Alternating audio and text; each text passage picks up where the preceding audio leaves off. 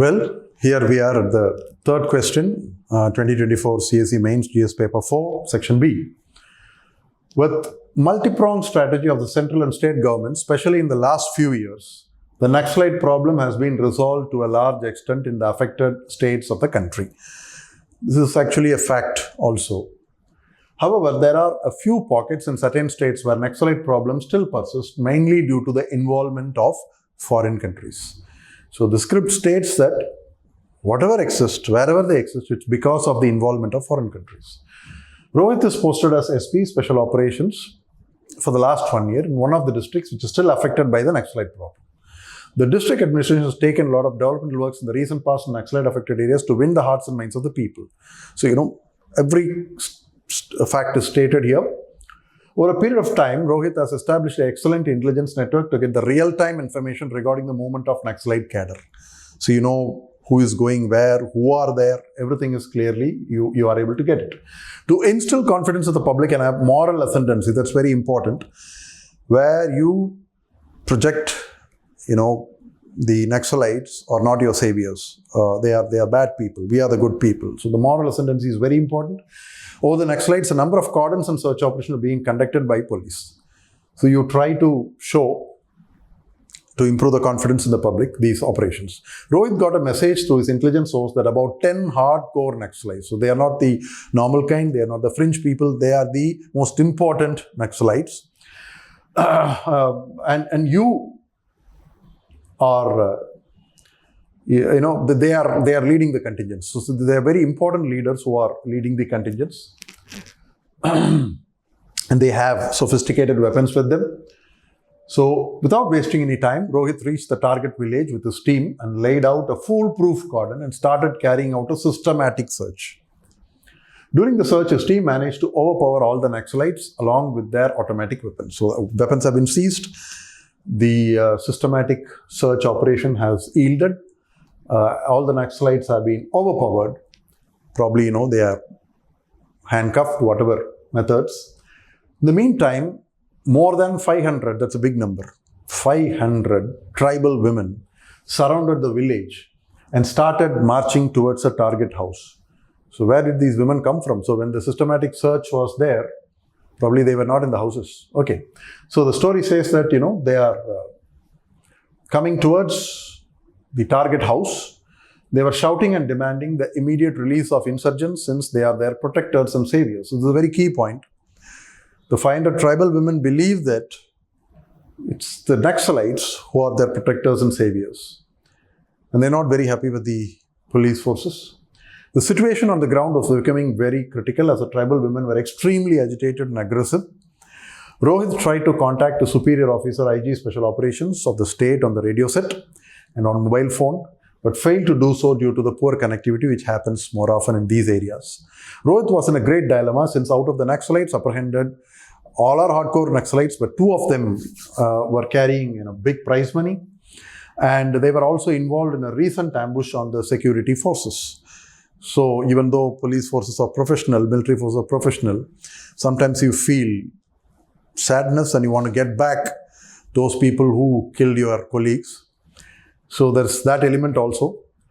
However, if he did not release the Naxalites, the situation could get out of control since the tribal women were aggressively charging towards them. In that case, to control the situation, Rohit might have to resort to firing, which may lead to valuable loss of lives of civilians and would further complicate the situation. A very probable situation. So the questions are like this. What are the options available with Rohit to cope with the situation? What are the ethical dilemmas being faced by Rohit? I think the ethical dilemmas have already been stated in the question, but so that you could repeat it. So we have to give various options. Always whenever options are asked, don't give it more. Give more. Wherever possible, give a variety. Otherwise, at least in terms of quantity, try to increase it. Which of the options do you think would be more appropriate? So you have to select one of the options and justify why that option is the best. In the present situation, what are the extra precautionary measures? Now you know the situation. 500 tribal women march in an agitated way and demanding the release of the Naxalites. So what are the extra precautionary measures to be taken by the police in dealing with the women protesters? It's a very specific thing, the last one. A and B are quite connected, if not overlapping. So, well, when it comes to options, most ideal would be, as I always keep telling, whenever a situation is given to you and you have to find a solution in that, don't mechanically start writing the answers. Like, involve yourself, involve your own mental state up, mental makeup, your subordinates. These things are very important. It's not like option 1, I will do this, option 2, I will do that. Okay, fine. But try to appreciate the various factors and, remain within the context. So the first one, the most ideal would be, most importantly, in such a scenario, you got to be very calm. Not only you have to be very calm, as a leader, you have to guide your forces.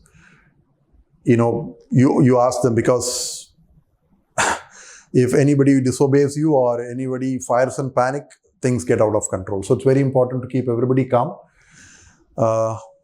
My inspiration of all these answers comes from watching movies. So probably, somebody who has been part of paramilitary or defense or policing forces dealing with Naxalite problems would be giving you a realistic answer. But yeah, none of us are. Most of us who are writing this exam do not have exposure to this, so we will try to do our best. So hold fire and buy time. That's very important. Because you need to find a way out. So you need to buy time. How do you buy time? Engage in dialogue, engage in discussion. Try to convince that you're ready to discuss, and leaving the prisoners is a possibility. That is the bait that you throw to the people. So the time might be helpful, because even if you're not able to reach out to your superior or any other forces, there is always a possibility that backup might be arriving, or somebody might come in search of you. That's always a possibility. If they are not able to reach you, probably they would also get suspicious. So these things are there. And warning shots can be fired to just, stop them from moving further towards you. So that's one thing. And there is, in the most ideal option, at least, it's a bargain in dialogue and discussion. Probably, I don't know how that can be done. If you have women personnel, you could ask them to reach out. I'm not sure whether we have, mixed gender teams in these kind of operations. So I'm talking about in a very hypothetical situation. If you have some women officers or women police personnel, you could send them, or any of you can indulge with dialogue with these people and try to strike a bargain. So of the 10 terrorists, I would leave 8 and keep 2 with me. Okay. And that's a kind of bargain. Through dialogue, through mix of warning and dialogue, you could do that. If there is a possibility, I'm not again sure whether we carry non-lethal weapons during such operations. Because when you completely deal with civilians, we use a different set of weapons. When we deal with Naxalites or terrorists, we use a different set of weapon. But these kind of scenarios, mixed situations where civilians do come into the picture. So if there is a possibility of, pellet guns or rubber bullets, I'm not sure about it. If need be, worst case scenario, shoot below the knee of at least, I don't know, this might be the best or the last resort. You could do that to stop them. Then give them option of dialogue and talk. And this is something like they also get something, you also get something. This is one option. Another option is same thing, keep calm, hold fire. Of course, in this also you have to take away the weapons. You're not going to give the weapons back. So you have taken away the weapons. Release all of them. At the same time, do not do anything stupid, so that you put your forces. You as a leader, you are responsible for the welfare of your forces. You cannot do anything or allow them an opportunity to hit back immediately. So withdraw to safety. Move to a different area on your way back, try calling reinforcement, give coordinates, which directions the Naxalites might have gone, and stuff like that. Then restart the search. Okay. Of course, here I put police forces. I meant other forces, probably coordination between, paramilitary forces or and the police forces is important. So if there is any possibility of such kind of things, or if it is in a border place, I'm not sure, within forces of two states can combine together, have women constables and all those kind of things are additional points. Then another option is you fire at them. That's it. Only thing, you minimize the harm and capture all these people and get back. That's it. You did not see when human shields, it's not like the terrorist actually used the women as human shields. It's the women themselves voluntarily came towards you in an aggressive manner. And the people, civilians, should know that if they are obstructing the duties of civil servants, police forces, this might happen. So you tried to warn them, but they didn't listen. So you have to fire at them. Maybe some people lost their lives, but try to minimize it. And with the weapons and the captured Naxalites, you move away from that. But of course, you need to understand the consequences of such a kind of scenario. Shoot and maim the Naxalites and escape. So you are not capturing them because that the situation is very turbulent. You just maim them so that, their movement is restricted, so they can be easily caught again. That's another possibility. These are all immediate measures, short-term measures in such a situation, what you will do. But in the long term, what you can do is this kind of scenario, because in the script, what we understood is few pockets only because of foreign forces, foreign country support. And we also were told that we are doing everything to win hearts and minds of people. We have also increased confidence among public. We have also put ourselves at a morally better position than the Naxalites. We are also getting good intelligence information. Fine, all these things are fine, but you should always be mentally prepared to face such kind of scenarios where there could be local ground strong support for the Naxalites. So thinking that Naxalites do not have any local ground support may not be very prudent. So I think that always have to be. So in future operations, this experience could help you in devising better plans to avoid such kind of tricky scenarios in future. Well, moving on to ethical dilemmas. I think that's made very clear. You don't want to kill civilians on one hand.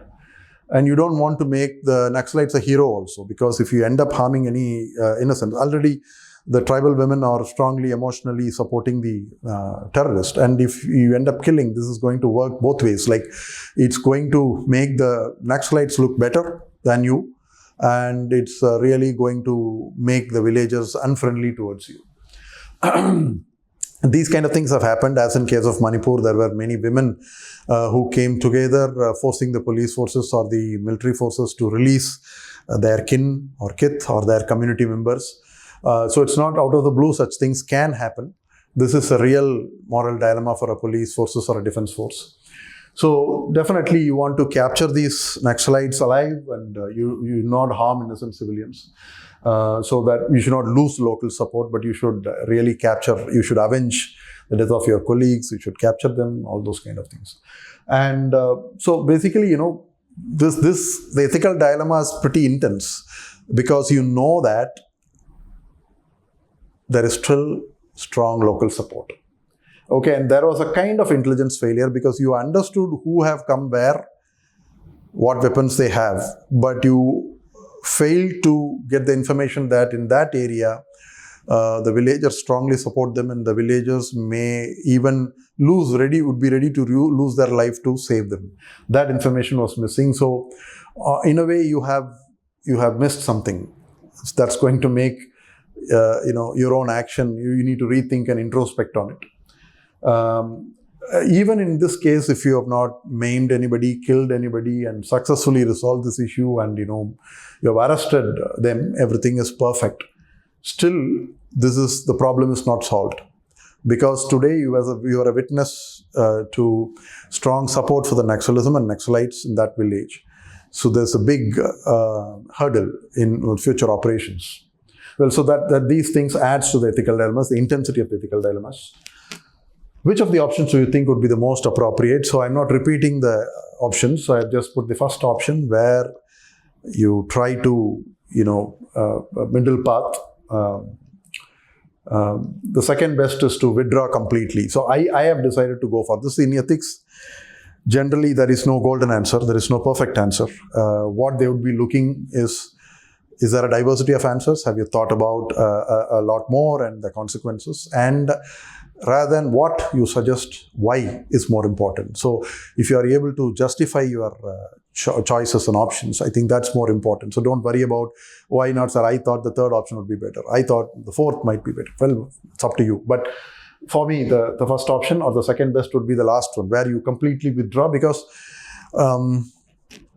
even maiming or killing some innocent civilians is going to be a miscarriage of justice by itself, and it's going to generate more support for the Naxalites and reduce your support, your standing in the eyes of the people. So now they escape. It's not they are going to be always alive and escape. I mean, they would someday be caught. There will be another opportunity for you to get back at them. So that's also a possibility, because you're not putting your own force under any risk, and you're avoiding harm to the innocents. And maybe this could also tell that the police force is not ruthless. When the women went and stopped, they respected us and they withdrew. Maybe your superiors might not be happy with your decision, but might be your standing in the eyes of the people might go up. Ultimately, you respected that. Well, so in the present situation, what are the extra precautionary measures you could take to deal with the women protesters? It's a very specific thing. So, of course, again, there is no magical solution for this, but if you have women in your team, I have already talked about it as part of the larger options, but here I have taken it out specifically. Maybe presence of women gives an opening for us to talk to them, or prevent the women marching towards a target house. So if you have sufficient number of personnel where they are ready to deal with the civilian side of it, whenever you go for a cordon operation, search operations, if you are pre-prepared that, if there are some civilians who come in between, how to stop them from getting closer to the target house or the place where the operation is happening. Many a times such kind of scenarios happen in Kashmir Valley. So I think we need to have more number of people, which I have not put here, then also having women, so that you have an opening established for some kind of bargaining and communication. You have to go mentally prepared with all kind of scenarios. Probably in this case, you are not prepared for this scenario. So whenever you go, develop worst case scenarios, what if, and be prepared for that. That kind of extra preparation itself will be helpful for you. Then because here, you know that in these areas, connectivity problem would be there. So I think you need to account these issues into your planning. And as I talked about earlier, non-lethal weapons, stun grenades, smoke bombs, or do the entire raid in night, where the civilians would be completely, including the terrorist Naxalites, would be at a disadvantage, and with minimal losses you could do it in a swift, quick operations like a commando operation, using night vision goggles and things like that. Again, the Bollywood inspiration, sorry for that. But, well, so these are the different ways in which we could improve the women protesters, because I'm talking about this kind of commando operations, because not only women, generally civilians can be left out with minimal damage on them. So, yes. And the counterintelligence, because somehow the people came to know that you are there, and the people surrounded you and things like that. So better counterintelligence operation, better swift operations in the night, or having non-lethal weapons, or having women personnel, all these kind of things, or having more personnel to regulate the crowd and things like that. That would help in deal with women protesters. Still, I think you cannot break the law and say that I don't mind if an innocent life is lost, my job is important. I think that's not looking at the larger picture. So a democratic country, a country which runs by rule of the law, It's so annoying and irritating, but you got to balance it. Still, innocent life is valuable. And non-combatant, a civilian, even though they might be having soft feelings for the Naxalites, they need not be punished. So that's the weight of democracy that you carry. Yeah. So this is the end of third question. So we'll be moving to the fourth question next. Well, now we are moving on to the question 4, 2024 CSE Mains Ethics Section B. So here we have a story. Sneha is a senior manager working for a big reputed hospital chain in a mid-sized city. She had been made in charge of the new super specialty center that the hospital is building with state-of-the-art equipment and world-class medical facilities. The building has been reconstructed and she is starting the process of procurement for various equipment and machines. She is the head of the committee, so she is responsible for procurement. She has invited bids for all the interested reputed vendors dealing in medical equipment. At that time, she notices that her brother, who is a well-known supplier in this domain, has also sent his expression of interest. So probably there was some kind of lack of communication between the sister and brother. So she comes to see that he has also sent his expression of interest. Since the hospital is privately owned, it is not mandatory for her to select only the lower bidder. Normally in government, we go for the lowest bidder. Here, there is no compulsion like that. So she could she could get anybody who has quoted a higher prices too, provided it has good quality. Also, she is aware that her brother's company has been facing some financial difficulties. That's a very critical point here. And a big supply order will help him recover. At the same time, allocating the contract to her brother might bring charges of favoritism against her and tarnish her image. The hospital management trusts her fully and would support any decision of hers. That's the advantage that she has. So it's very clear. She has the full power. She has the trust. And her brother is in financial difficulties. And there is no condition or pressure that she has to go for the lowest bidder. So all these things creates a kind of conflict of interest situation. So let's see how I think UPSC has repeatedly asked questions, theoretical and case studies related to conflict of interest. So you need to be really thorough with such kind of scenarios. So the first question is, what should be Sneha's course of action? A very straight question. What should be the ideal course of action? How would she justify what she chooses to do? So they are asking that one ideal option and the reasons for it. The last one, how here medical ethics can be compromised or is compromised with the vested personal interest. We'll go one by one. The first one, the ideal option, private or government, whether there is a rule favoring the scenario or not, whether you have the full trust or not, this is a case of potential conflict of interest, which could turn into an actual conflict of interest. That is a scenario that we are in. So, once she has noticed her brother's company is in the race, it's very important to be transparent. That's the first thing that she should do. When she notices, it's very important that she makes it clear to everyone involved, both to the higher management and her colleagues in the committee or subordinates in the committee, which she is heading, that her brother's company is also in the race. That's the first step of a possible resolution of conflict of interest, being transparent. She needs to convey to her brother too, in spite of knowing about his financial difficulties, that he should not expect any kind of partiality from her. Probably he, being your brother, should know about your character, because it clearly says that you're not part of the management, you're not a shareholder there, but the management, top management trusts you completely. That shows your character. You would have earned that integrity. So probably your brother also knows about that character of you. Still, it's very important to convey that. You have conveyed that you are also in the race to everyone involved. That's a very important part, initiative of transparency. Ideally, even though there is no pressure, even though the management would stand by you, see, you're dealing with public health, you're dealing with a large number of employees. Not everyone need to be powerful, but it will set in a chain of reactions sometimes if there is a perception that there is conflict of interest. Sometimes even other employees can turn against the management, that they are favoring you and you have favored your brother and stuff like that. So it's very important to distance yourself from the selection process.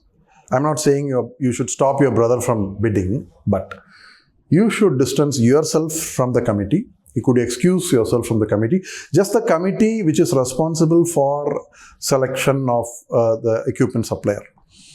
You could still continue to oversee the larger projects and stuff like that, but you yourself take yourself out so that recusing yourself from such a kind of scenario will remove any doubt if there is any in minds of people.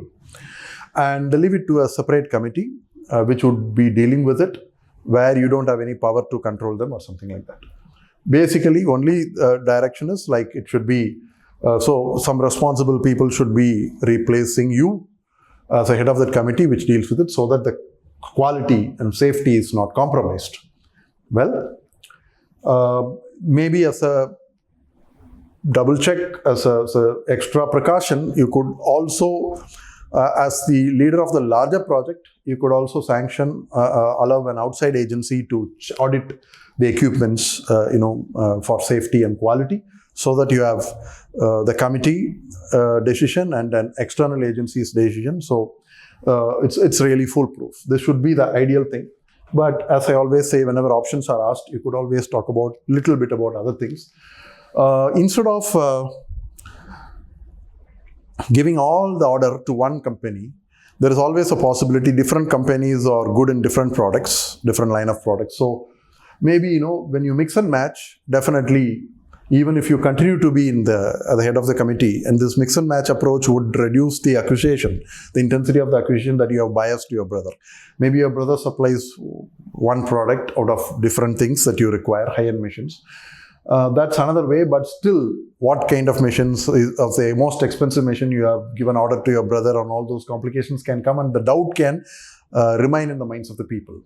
Another thing is, ask your brother to withdraw from the bid, which is not fair at all. As an individual, as a company owner, he has every right to bid for any company. You just cannot do that. Even as an advice, it's not fair, it's not ethical, it's not, of course, it's not legal at all.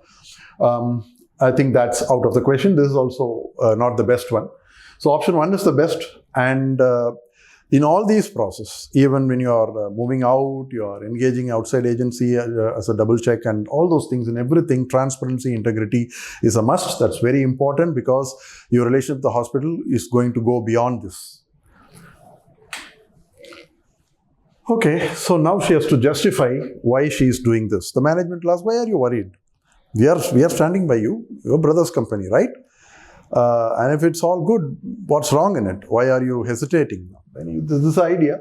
So basically, there's a potential conflict of interest. I don't want it to become actual conflict of interest, and it's the perception game. So there might be a lot of employees who are not comfortable with me, jealous of me, or they could. This could set in a chain of unhealthy politics in the organization. So something like, if you're close to the management, then you could get your way through, you could help your kith and kin, nepotism is there and all those stuff. So this chain of events is going to affect the organizational culture. Trust should not be broken. So it's very important. Even if he continues to be in some kind of thing, it's a impartiality, transparency, and you should be able to defend your decisions in front of anyone, why you selected your brother's company. That's the second option, second ideal option. If you're doing that, then you need to maintain high levels of, sometimes extra high level of integrity and extra precautions, so that you have all the evidences, you document why this company's product was selected over that company, even if it happens to your brother. And you need to list the merits and demerits in a very clear fashion. So even X, Y, Z, anybody would have sat in that position, they would have selected this product from this company. So that's the way you have to do it. So this is how you justify. Basically, you don't want to leave a negative perception in the minds of the people, or doubt in the minds of the people. So it's going to be good for both the hospital management and herself. And lastly, how is medical ethics compromised? Do you believe it's already compromised? I don't think so, because the script leaves us halfway. what she should do. Well, let's put it this way. In future, is there a possibility of compromise or medical ethics because of vested interest? That way we will keep it. So as of now, there is no compromise. If ever there is some compromise, if you feel it has happened, it should be because being brother and sister, whether they live in the same place or whether they talk to them each other on day-to-day basis, still I think this information should have come to you before, the bids are invited. Was it some kind of communication gap? Was it some oversight? I'm not sure. And if that has been the case, she should have taken herself out of the loop even before the bids are invited. Well, that's a possibility. That's the only thing I find here. But just assume that how medical ethics can be compromised by vested personal interest. Like in this case scenario, let's assume that because of vested personal interest, she gives a bigger order, saving her brother's company. And so let's assume, the products are good. But something goes wrong, then the blame will be on you. Because anything can break, any machine can stop working or go wrong. It need not be even the problem of the supplier. He is only a supplier. He is not the manufacturer of the device. So then people will interpret in a very different way. So that problem is always there. In case if it is substandard product, okay, because of personal vested interest, and you give the order to your brother's company and it's substandard product, then because of malfunctioning, some lives are lost, definitely medical ethics is compromised. Or say, let's assume that the products are good, but you overcharge. And since lowest bidder, you don't need to go for it. The bill is inflated.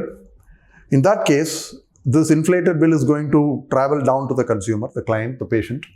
So the patient will be bearing the burden in the long term. And in that way also medical ethics is compromised. So affordable, quality healthcare, even if it is in private, that the patient pays for it, it should be fair to the patient.